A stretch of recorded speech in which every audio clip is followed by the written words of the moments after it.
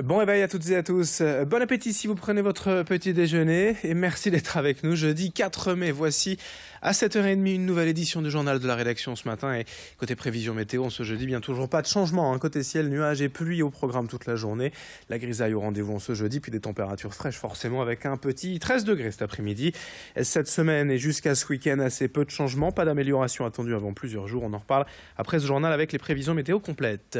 Ce matin également, l'infotrafic à la une avec du monde déjà sur l'A25, la RN41 depuis la Flandre-et-les-Wep. Des ralentissements aussi sur la 22 depuis la frontière belge vers Lille. Sur la 23, l'A1 en direction de la métropole lilloise. Soyez prudents et patients au volant. L'actualité, c'est tout de suite. Et l'infotrafic juste après ce journal. D'abord donc la politique, le second tour de l'élection présidentielle. Au lendemain du débat télévisé entre les deux candidats hier soir, il reste encore de nombreux électeurs indécis que la tournure virulente des échanges hier n'a certainement pas aidé à se décider. Hier matin, nous étions sur le marché de Villeneuve-d'Ascq pour savoir ce qu'attendent les Français du prochain président. Et ce qui ressort surtout, c'est de la déception. Les deux candidats à l'affiche sont loin de faire l'unanimité. On écoute cette sélection de témoignages au micro de Vincent Vieillard. Ce que j'attends du prochain président, moi personnellement, comme je suis agriculteur, j'attends qu'il aide les agriculteurs, l'écologie aussi, qu'il redresse un peu le pays. Et par contre, on est toujours très indécis. Plus de justice sociale. Avant tout de l'efficacité, parce que jusqu'à présent, depuis plusieurs décennies, on a des dirigeants totalement inefficaces, irréalistes, et on a besoin de vraiment quelqu'un qui obtienne des résultats. Pas la même chose que le précédent. De l'écoute envers les indépendants et après on se débrouille de toute façon, donc voilà. Des changements, ce qui n'est pas le cas pour les deux candidats actuels. Plus de sécurité dans nos villes, au niveau commercial, une relance, un pouvoir d'achat meilleur pour les gens, moins de taxes. Il n'y a aucun des deux candidats qui m'intéresse, donc je vais devoir voter, mais contre quelqu'un. Non, je vais voter, je vais faire mon devoir. J'attendrai la même chose, que ce soit l'un ou l'autre. Pour nous qui sommes sur le terrain, c'est ça qu'on a besoin. On a besoin que les gens puissent pouvoir acheter et qu'ils se sentent en sécurité un peu partout chez eux, c'est-à-dire en France. C'est deux personnes qui ne me conviennent pas. Et bien sûr, on pourra toujours contester après l'élection, mais je ne sais pas encore. À propos de l'élection encore, sachez qu'il ne reste plus que quelques jours, quelques heures même pour faire valider sa procuration. En fait, demain, il sera trop tard compte tenu des délais postaux pour envoyer la procuration à la mairie compétente. C'est aujourd'hui le dernier jour pour donner mandat en cas d'absence ce dimanche. Alors pour obtenir la fameuse procuration, il faut d'abord télécharger un formulaire sur le site internet du ministère de l'Intérieur, puis rassembler quelques documents. Tout cela est enfin déposé à la police, la gendarmerie ou au tribunal d'instance. C'est une démarche essentielle si vous partez en week-end, si vous travaillez ou que vous êtes indisponible pour toute autre raison. Sachez tout de même que vous devez donner procuration à une personne votant dans la même commune que vous.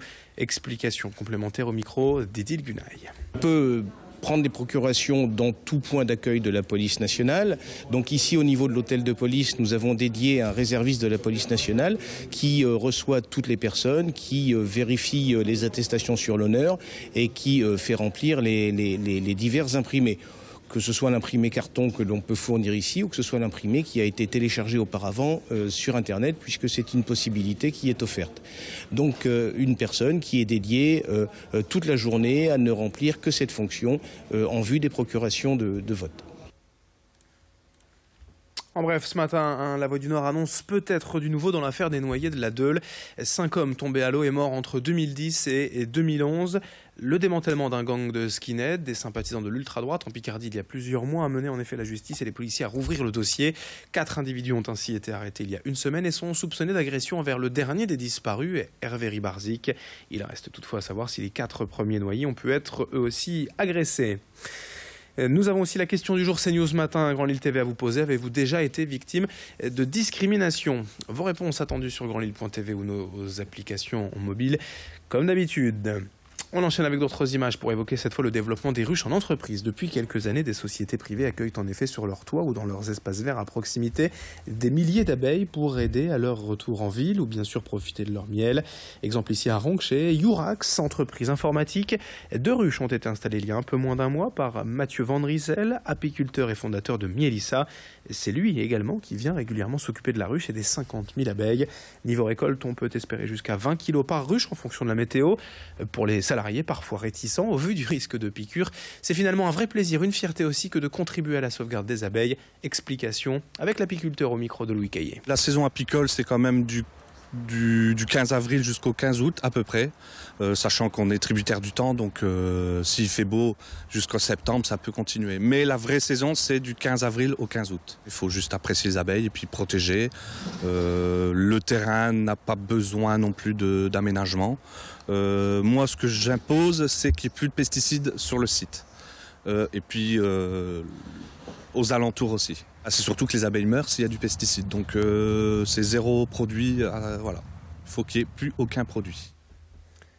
Et puis pour terminer aussi, quelques images de basket féminin. À la veille du premier match de la finale du championnat de France entre le SBV et Montpellier, les joueuses villeneuvoises sont de retour en finale 2 ans après leur échec face à Bourges.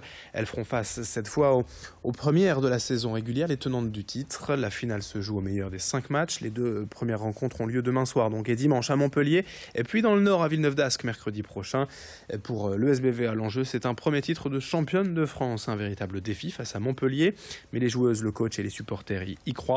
On écoute l'entraîneur Fred Duzard. Les équipes se connaissent par cœur, les équipes sont très proches, il y aura peut-être des petits effets de surprise, mais avec si peu de temps de préparation, ça m'étonnerait qu'on soit surpris sur beaucoup de choses, et elles ne vont pas être surprises sur beaucoup de choses non plus. Donc voilà, je pense l'état d'esprit qu'on aura, peut-être la fraîcheur physique aussi, jouera, mais encore une fois, c'est Montpellier est venu à bout de Bourges alors qu'ils ont 2 blessés, parce qu'ils ont eu un état d'esprit de guerrier, et à nous de l'avoir sur cette finale. Rendez-vous demain soir donc et dimanche pour les 2 premiers matchs entre Montpellier et Villeneuve-d'Ascq, puis dans le Nord mercredi et 10 mai, la semaine prochaine. La billetterie pour cette rencontre au Palacium est d'ailleurs déjà ouverte depuis hier, 7h37 en direct sur Grande Lille TV. Vos prévisions météo et l'infotrafic à suivre dans un instant.